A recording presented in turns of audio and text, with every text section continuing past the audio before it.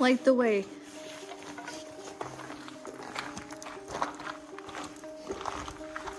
It really isn't very dark in here so far, but it's a little hard to see your footing. There are some rocks at the bottom that you can really hit and trip you up.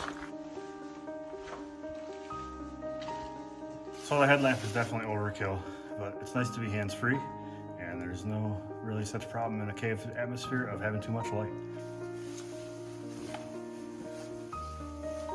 This one is pretty low. I think even I might hit. Oh yeah. Definitely gonna hit.